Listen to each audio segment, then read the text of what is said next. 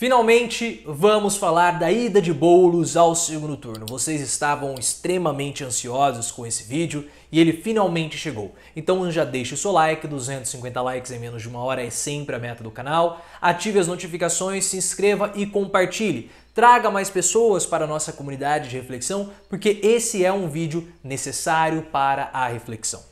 E antes do resultado do segundo turno, nós já falávamos aqui no canal que a campanha de Boulos era uma campanha vitoriosa, porque ele entrou na eleição não para participar, mas sim para disputar. E nós falávamos, há uma forte possibilidade do Boulos ir para o segundo turno. Mas mesmo que ele não vá, a campanha já é vitoriosa, porque ele mostra a força do PSOL e ele tem espaço na televisão para discutir assuntos importantes, reduzir preconceitos das pessoas com relação aos movimentos sociais.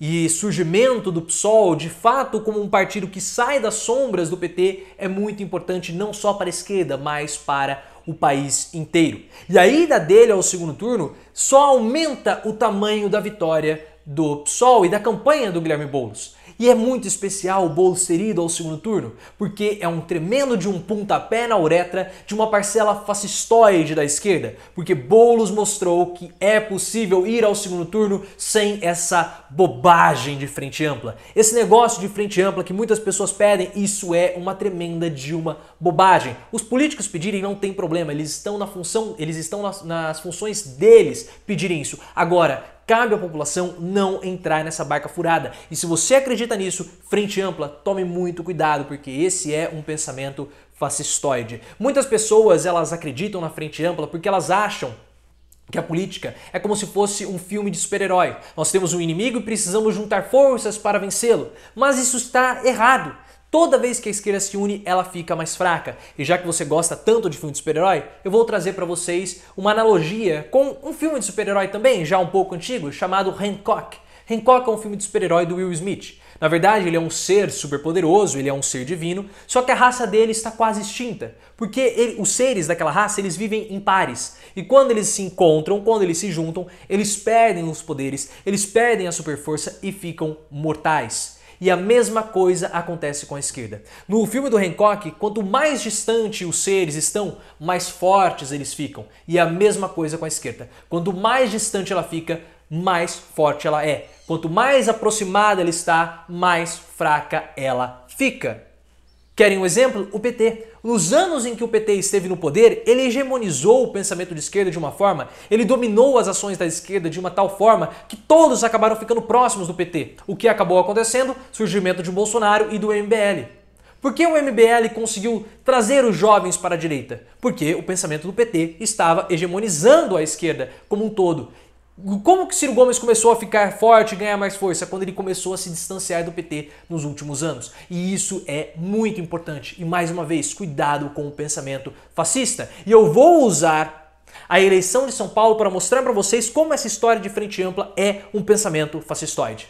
Mas o que é o fascismo? O fascismo vem do fátio. O que é o fátio? O fátio, imaginem um machado com um cabo. Só que o cabo desse machado, ao invés de ser de uma única peça de madeira, ele é composto por vários gravetinhos enrolados com uma fita, com uma corda.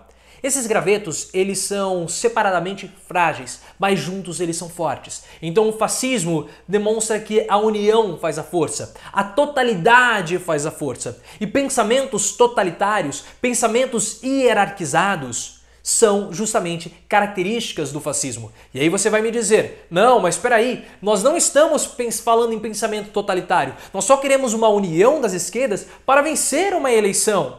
Nós só queremos isso, depois eles se desfazem. Só que eu tenho que dizer uma coisa para você. No livro O Fascismo Eterno, do Humberto Eco, a ação, somente pela ação, é justamente uma característica fascista. Você querer juntar as esquerdas para ganhar uma eleição e depois é simplesmente uma ação pela ação. Nos unimos, vencemos a eleição e depois o que vai acontecer?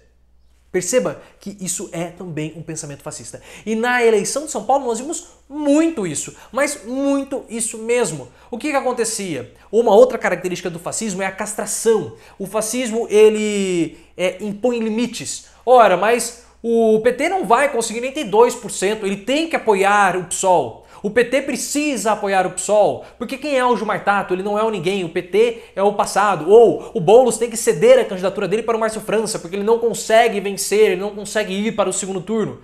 Todos os pensamentos que limitam, que impõem restrições. E por quê? Nós temos que ter uma união, um pensamento único em torno de um chefe, de uma unidade. Só que isso é uma bobagem. E como que se quebra o fascismo? Justamente com a pluralidade, a dissolução, essa desindividualização. Você quebra o indivíduo, você fragmenta, você causa uma disjunção e essa disjunção provoca a pluralidade, o que fortalece as esquerdas. Olha o que aconteceu em São Paulo. Em São Paulo, se todos tivessem se unido em uma única candidatura, teriam ido ao segundo turno. Mas olha como a esquerda ficou muito mais forte e foi ao segundo turno, porque agora, na cidade de São Paulo, a esquerda tem 3 candidatos fortes. Tem 2 muito fortes, no caso do Boulos e o Márcio França, e uma nova liderança surgindo na cidade de São Paulo, que é a liderança do PT, que é o Gilmar Tato. Então, São Paulo tem 3 candidatos fortes à esquerda. Se o Tato tivesse suprimido a campanha dele e deixado para o Boulos, o que teria acontecido? Só teriam 2 e agora tem 3. E o mais importante ainda, que difere do movimento em Belém. O que aconteceu em Belém do Pará? Os partidos de esquerda eles se juntaram, se uniram na candidatura do Edmilson Rodrigues do PSOL, que foi ao segundo turno. Ah, mas foi por conta da Frente Ampla? Não sei não, viu? Porque o Edmilson Rodrigues já foi um bom prefeito em Belém do Pará, quando ele era ainda do PT. Foi muito bem avaliado. Então, independentemente da Frente Ampla, ele já poderia ir para o segundo turno. Possivelmente iria. E aí o que acontece? Se ele ganhar, quem que vai fazer oposição à esquerda ao Edmilson Rodrigues? Não vai ter. Não tem. Por isso que se o Boulos ganhar a eleição em São Paulo, o PT pode fazer oposição à esquerda e isso fortalece. O Ciro Gomes, como eu falei, ele se distanciou e faz uma oposição à esquerda ao PT. Isso fortalece o Ciro Gomes, isso fortalece o movimento da esquerda, isso promove pluralidade e a esquerda precisa ser plural. E como ela consegue ser plural? Quando há uma pulverização, uma disjunção dessas hierarquias tontas, tolas, que surgem quando fala dessa frente única, essa frente ampla de esquerda. Uma bobagem. Por que que a direita ela pode ser unida? Por que que a direita ela pode ser totalitária? Porque a direita ela só se importa com o dinheiro, que é o que? O equivalente universal. É uma única coisa que representa tudo, o dinheiro. E quando você pega as propostas da direita, elas não são muito diferentes, todas elas são iguais, privatização, capital financeiro.